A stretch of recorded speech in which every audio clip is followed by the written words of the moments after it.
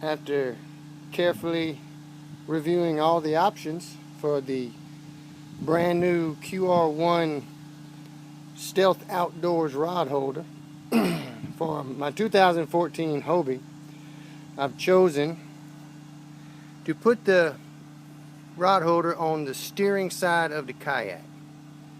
As you can see, mounting plate easily mounted down inside the recessed area on the left hand side of the kayak where the up rudder string is located.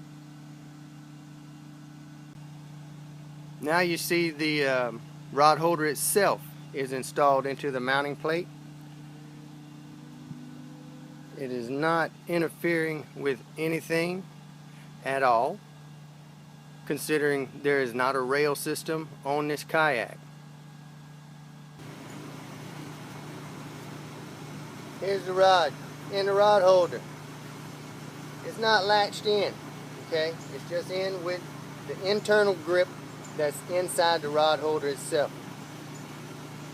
Pretend this is in the water. Big fish grabs your line.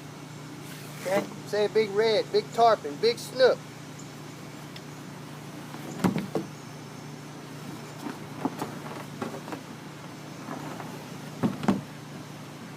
It ain't coming out.